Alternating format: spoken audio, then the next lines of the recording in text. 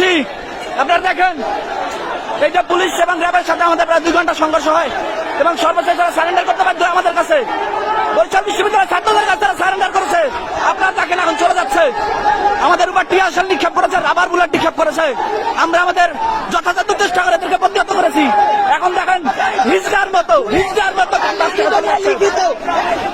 এদের লিখিত দিয়ে যাইতে হবে, সারেন্ডার করে লিখিত দিয়ে যাইতে হবে।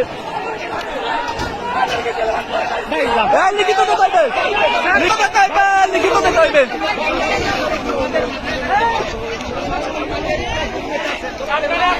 আপনারা দেখেন সাধারণ শিক্ষার্থী এমন ভাবে প্রতিরোধ করেছে, অভিযানদের শক্তি আপনারা দেখে রাখেন। এরা আমাদের কাছে সারেন্ডার করেছে, মাপ চেয়েছে। আপনাদের লিখিত দিতে হইবে, তো লিখিত।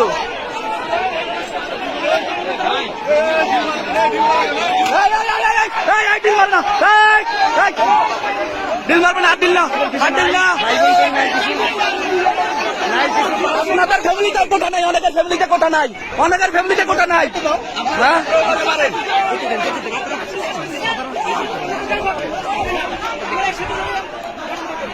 দেখছেন আপনারা, এই হিজড়ার গোষ্ঠী ববিয়ানদের কাছে পরাজিত হয়ে সারেন্ডার করেছে এবং আমাদের সবাইকে ডেকে তারা স্বীকার করেছে যে আমরা আসলে চলে যাচ্ছি এবং তারা হচ্ছে ক্যাম্পাস থেকে চলে যাচ্ছে। এখন জানি না তাদের কোনো দুর্বসন্ধি আছে কিনা পরবর্তীতে।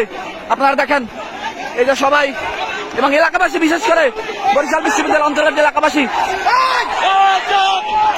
বরিশাল বিশ্ববিদ্যালয় এলাকাবাসী ডিল মারে কেন, আবার ডিল মারে কেন, আবার ডিল মারে কেন? এবার খেয়াল রাখেন বাইরের থেকে কেউ যেন ডিল মারতে পারে না পারে। আপনারা দেখেন তারা চলে যাচ্ছে। এখন আমরাও মোটামুটি শান্ত। এখন এলাকাবাসী আমাদেরকে যথেষ্ট সহায়তা করেছে। এই বরিশাল দপদপিয়া ইউনিয়নের এলাকাবাসী, বরিশাল বিশ্ববিদ্যালয়ের আশেপাশের এলাকাবাসী, তারা আমাদের সর্বোত্তক সহযোগিতা করেছে। তাদের কাছে আমরা আসলেই কৃতজ্ঞ। এবং এই যে র্যাব, পুলিশ, তারা আমাদের কাছে সারেন্ডার করতে বাধ্য হয়েছে। তারা কিন্তু এখন ক্যাম্পাস ছেড়ে চলে যাচ্ছে। তারা প্রায় দীর্ঘ 2 ঘন্টা টিয়ার শেল এবং রাবার বুলেট নিক্ষেপ করেছে। আমরা সবগুলোই তাদেরকে প্রতিহত করেছি। এখন তারা চলে যাচ্ছে।